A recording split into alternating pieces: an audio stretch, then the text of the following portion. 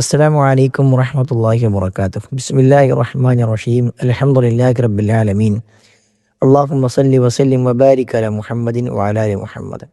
സ്നേഹം നിറഞ്ഞ വിശ്വാസികളെ, സഹോദരന്മാരെ, സഹോദരിമാരെ, ഇമാം ബുഖാരിയും മുസ്ലിമും അടക്കം ഭൂരിഭാഗം ഹദീസ് ഗ്രന്ഥങ്ങളിലും റിപ്പോർട്ട് ചെയ്യപ്പെട്ട വളരെ പ്രധാനപ്പെട്ട ഒരു സംഭവമാണ് ഓർമ്മപ്പെടുത്താൻ ഉദ്ദേശിക്കുന്നത്. ആയിഷ റളിയല്ലാഹു അൻഹ ഉദ്ധരിക്കുന്നൊരു ഹദീസിൽ കാണാം, അന്ന ഖുറൈശൻ അഹമ്മഹും ഷഅനുൽ മർഅത്തിൽ മഖ്സൂമിയ അല്ലത്തി സറഖത്ത്. ഖുറൈശികളിലെ മഖ്സൂമി ഗോത്രത്തിൽപ്പെട്ട ഒരു സ്ത്രീ മോഷണം നടത്തുകയുണ്ടായി.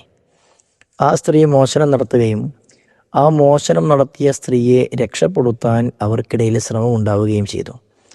അങ്ങനെ അവർ ചോദിച്ചു, വമൻ യുകല്ലിമു ഫീഹ റസൂലുള്ളാഹി സ്വല്ലല്ലാഹു അലൈഹി വസല്ലം, നമ്മളിൽ ആരാണ് നബി സല്ലല്ലാഹു അലൈഹി വസല്ലമയോട് ഇവൾക്ക് വേണ്ടി, ഈ മോഷണം നടത്തപ്പെട്ട സ്ത്രീക്ക് വേണ്ടി രക്ഷപ്പെടുത്താൻ വേണ്ടി സംസാരിക്കുക എന്ന്. അങ്ങനെ അവരുടെ കൂട്ടത്തിൽ ഉസാമത്ത് ബിൻ സെയ്ദ് റളിയല്ലാഹു അൻഹുവിനെ അവർ ചട്ടം കെട്ടുകയുണ്ടായി. അദ്ദേഹത്തിൻ്റെ പ്രത്യേകത ഹിബ്ബു റസൂലില്ലാഹി സ്വല്ലല്ലാഹു അലൈഹി വസല്ലം, നബി സല്ലല്ലാഹു അലൈഹി വസല്ലമക്ക് ഏറെ ഇഷ്ടമുള്ള സ്വഹാബികളിൽപ്പെട്ട ഒരാളാണ്. പ്രവാചകൻ്റെ ഇഷ്ടഭാജനമാണ് ഉസാമത്ത് ബിൻ സെയ്ദ്. പ്രവാചകൻ്റെ ഭൃത്യൻ സെയ്ദ് ബിൻ ഹാരിസ റളിയല്ലാഹു അൻഹുവിൻ്റെ മകനാണ് ഉസാമത്ത് ബിൻ സെയ്ദ് റളിയല്ലാഹു അൻഹു. ആ ഉസാമത്ത് ബിൻ സെയ്ദിനെ ചട്ടം കിട്ടുകയും അദ്ദേഹം പ്രവാചകൻ സല്ലല്ലാഹു അലൈഹി വസല്ലമയോട് അദ്ദേഹത്തിന് ആ സ്ത്രീക്ക് വേണ്ടി, മഖ്സൂമി ഗോത്രത്തിലെ സ്ത്രീക്ക് വേണ്ടി റെക്കമെൻഡ് ചെയ്യുകയും ചെയ്തു.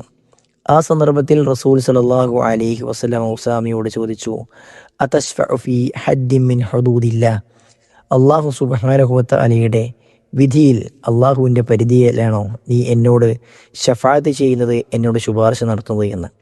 ശേഷം പ്രവാചകൻ സല്ലല്ലാഹു അലൈഹി വസല്ലം മിമ്പറിൽ കയറി ഖുത്ബ നടത്തുകയുണ്ടായി. പ്രവാചകൻ ആ സമയത്ത് പറഞ്ഞു, ഇന്നമാ അഹ്ലകല്ലദീന ഖബ്ലകും അന്നഹും കാനു ഇദാ സറഖ ഫീഹിമു ശരീഫു തറക്കൂഹു.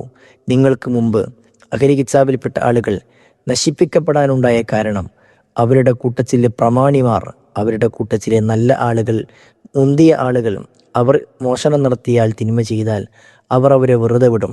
വഇദാ സറഖ ഫീഹിമു ദഈഫു അഖാമു അലൈഹിൽ ഹദ്ദ്, എന്നാൽ അവരുടെ കൂട്ടത്തിൽ ദുർബലന്മാരായ ആളുകൾ, അവരാണ് മോഷണം നടത്തിയതെങ്കിൽ അവൻ്റെ മുകളിൽ ഹദ്ദ് നിശ്ചയിക്കുകയും വിധി നിർണയം നടത്തുകയും ശിക്ഷാ നടപടി സ്വീകരിക്കുകയും ചെയ്തു.